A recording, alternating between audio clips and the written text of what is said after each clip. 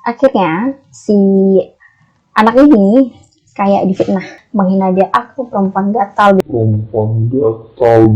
Kejadiannya aku nggak inget-inget banget ya, karena mereka jalani di sisi trotoar. Set, emang di situ posisinya tuh gelap, serat gitu. Tiba-tiba si perempuan ini kayak nangis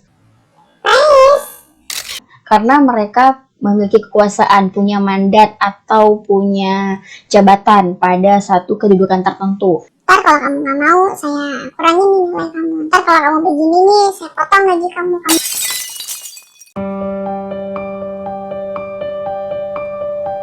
Hai Dir, jumpa lagi di Ceritanya Perempuan. Kali ini aku Lucky akan kembali cerita-cerita dan pastinya ngebahas hal-hal yang berkaitan dengan kaum perempuan. Oh ya, aku harap kalian semoga dalam keadaan yang sehat-sehat dan selalu diberikan kebahagiaan.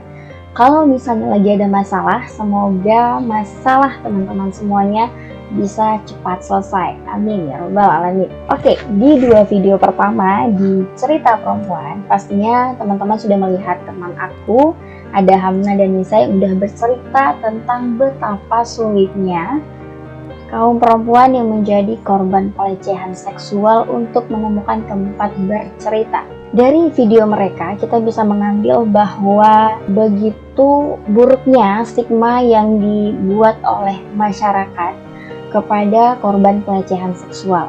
Entah yang dihina, yang dicaci, yang diasingkan, yang dipojokkan, dicemooh, dan lain sebagainya. Padahal mereka hanyalah korban. Harusnya kalau korban, ya mereka dilindungi kan.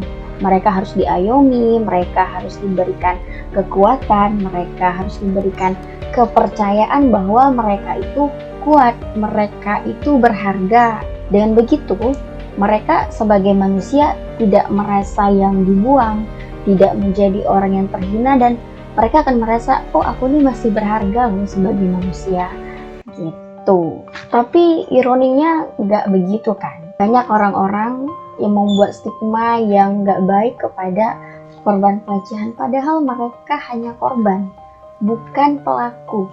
Efeknya apa? Mereka hanya bisa diam dan memendam perasaan sakit mereka sendiri. Jadi ujung-ujungnya mereka itu akan merasa tidak berharga, merasa tidak bernilai, frustrasi, depresi, bahkan bunuh diri. Kalau dipikir-pikir, kasihan ya jadi perempuan. Keberadaannya selalu kalah dengan konstruksi hukum patriarki. Kalau mereka di atas, kalau mereka mau maju, kalau mereka mau jadi pemimpin, mereka tuh akan diremehkan. Apa? Sok keren lah, sok inilah, sok itulah. Tapi ketika mereka hanya menjadi followers, hanya menjadi orang kalangan bawah gitu, mereka akan dianggap lemah dan bahkan dilecehkan. Di sini aku mau ceritain beberapa kasus. Awalnya sih mau nyari kasus yang memang hype di kebanyakan yang berseliweran di media sosial, internet itu adalah kasus kekerasan seksual. Tapi untuk kasus pelecehan seksual ini kayak nggak ada gitu, kayak yang gimana ya, memang nggak ada. Jadi bisa diibaratkan kasus pelecehan seksual ini seperti angin, ada tapi nggak terlihat gitu. Kenapa? Karena kebanyakan korban-korban ini merasa mau cerita entar malah diserang balik mereka. Jadi kebanyakan dari mereka itu memilih untuk diam. Dan di sini aku mau disclaimer dulu kalau aku tidak membuka aib siapapun. Hanya saja aku ingin memberikan contoh nyata, kejadian nyata bahwa sebegitu traumanya korban pelecehan seksual. Jadi ini adalah kasus kejadian nyata di kampusku dulu. Kejadiannya aku nggak inget-inget banget ya, karena bukan teman aku secara langsung, jadi kayak teman-teman ke temannya teman. Jadi diceritakan sama dia bahwa ada 2 orang perempuan. Ini kondisinya habis maghrib dan aku nggak tahu apakah mereka pulang kampus atau mau keluar dari kos nyari makan. Biasa kan anak kos nyari makan keluar. Terus mereka jalan nih di sisi trotoar, yang satu sebelah sini, yang satu sebelah yang sisi jalan. Mereka jalan, ada motor tuh dari arah berlawanan. Set. Emang di situ posisinya tuh gelap dan konteksnya baru selesai maghrib gitu lah. Emang nggak banyak orang yang keluar kan. Jadi jalan, itu motor juga jalan, serat gitu. Tiba-tiba sih perempuan ini kayak ngerasa tersentuh gitu kan. Terus di saat itu tiba-tiba dia kayak yang nge-freeze, tiba-tiba dia kayak kaku, shock mungkin ya. Terus tiba-tiba nih perempuan kayak nangis di situ gitu. Jadi nah setelah itu ada kabar dari temanku lagi kalau katanya si perempuan ini sempat dirawat obat jalan ke psikolog atau psikiater gitu, dan dia baru bisa berdamai sama dirinya itu setelah beberapa bulan. Di sini yang bisa kita ambil adalah sebegitu traumanya korban pelecehan seksual gitu. Jadi baru yang kayak cuman sekadar gitu, tapi tiba-tiba dia udah kayak yang aku nih udah merasa runtuh nih pertahanan diri gitu. Jadi bayangin loh teman-teman, bagaimana orang-orang atau perempuan-perempuan yang sering dilecehkan lebih dari itu gitu. Dan kita masih kayak gitulah, masih kayak gitu, masih kayak kita masih mau menyepelekan kondisi mereka. Ini ada cerita satu lagi yang bisa aku bilang lebih parah dari cerita yang tadi. Ini konteksnya dulu aku dapat informasi ini dari salah satu dosen aku. Jadi ini konteksnya si cewek ini difitnah. Dan pemberitaannya itu nggak ada lagi. Sekarang aku udah nyari tapi nggak ada lagi informasinya. Jadi ini anak gitu, dan dilecehkan sama seseorang, tapi dia nggak berani ngadu ke keluarganya karena dia takut kalau dia ngadu ke keluarganya malah kayak keluarganya yang balik serang dia. Jadi akhirnya dia pendem gitu kan. Terus akhirnya si anak ini kayak difitnah, nggak tahu dari mana fitnahannya. Intinya udah difitnah aja lah. Tiba-tiba ada yang bilang kalau dia ngegoda si pelaku, terus kedengeran di keluarganya. Setelah sampai ke keluarganya itu, si anaknya ini kan jadi yang kayak dikucilkan, pastikan dia mau ngebela juga nggak bisa. Terus dari teman-temannya juga pasti menghina dia, aku perempuan gatal bla bla bla gitu kan. Akhirnya si anak ini yang udah memang nggak sanggup untuk bertahan dengan stereotip orang-orang sekitarnya tentang dia, akhirnya dia memutuskan diri untuk bunuh diri dengan cara menggantung dirinya di kamar.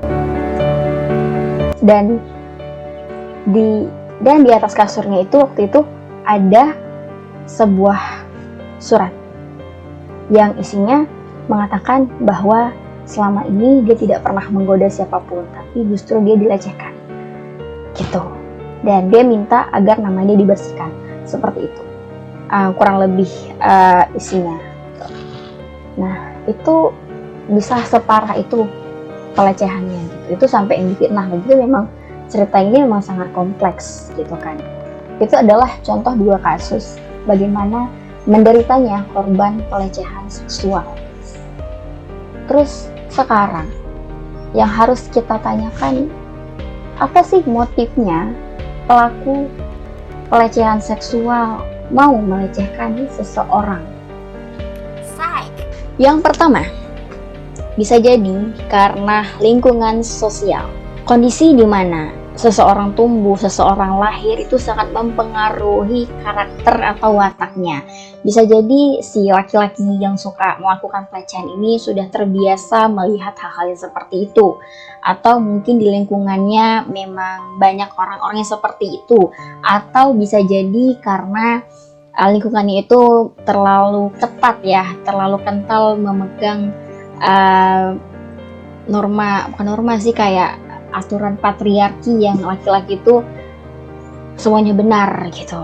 Perempuan yang ya udah dilecehkan, ini kan ya ntar juga diserangnya dia balik, mungkin seperti itu. Yang kedua, suasana lingkungan sekitar yang mendukung. Kita kan sering tuh mendengar orang dilecehkan atau ada orang yang melakukan kekerasan seksual itu di lingkungan kampus, di kantor, di tempat-tempat umum, di sekolah dan sebagainya. Karena memang di tempat-tempat seperti itu, meski ramai orang, ada tempat-tempat tertentu yang spot-spot memang di situ sepi, di situ sunyi gitu kan. Jadi ya dimanfaatkan oleh pelaku-pelaku yang suka tuh sama hal-hal yang begitu. Jadi dia melancarkan aksi kejahatannya tuh di situ pada si perempuan-perempuan yang memang kelihatan lemah ini. Yang ketiga, karena mereka memiliki kekuasaan, punya mandat atau punya jabatan pada satu kedudukan tertentu.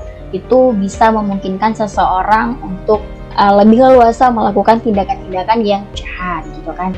Misalnya nih kalau di kampus, di kampus lah ya biasanya sering kita lihat ya. Kayak misalnya ini dosen atau bos juga pernah lah ya sama asistennya lah, entah sama siapanya lah gitu kan.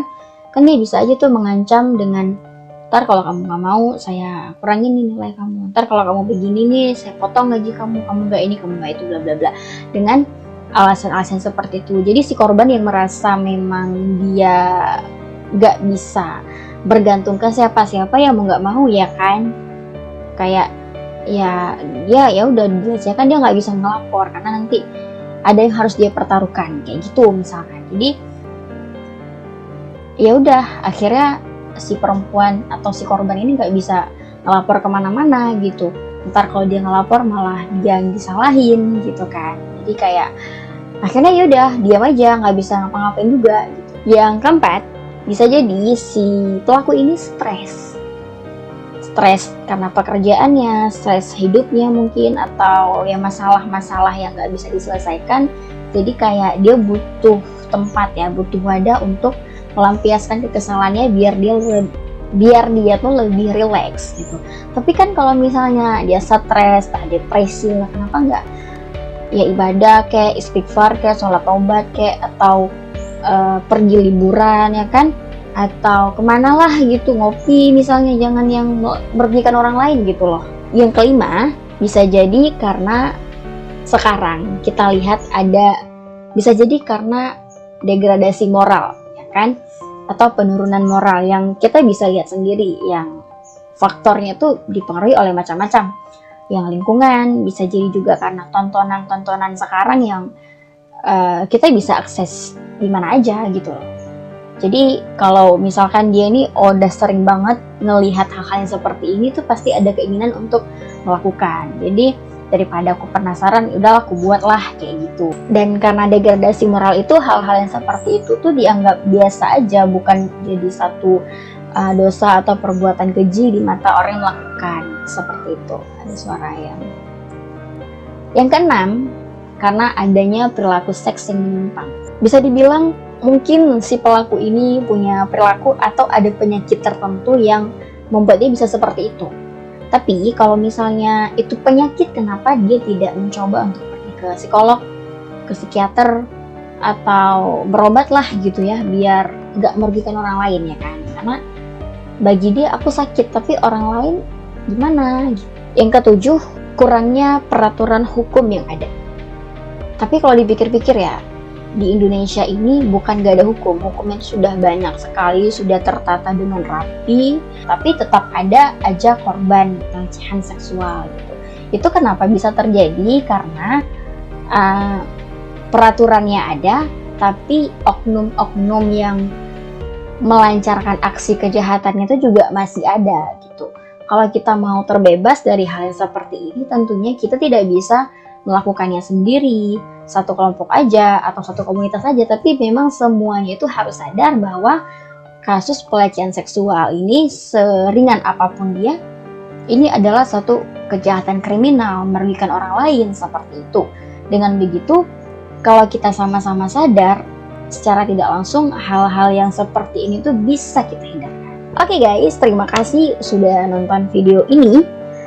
Jangan lupa untuk subscribe, like, comment, dan share video ini sebanyak-banyaknya. Oke, terima kasih. Assalamualaikum warahmatullahi wabarakatuh. Bye-bye.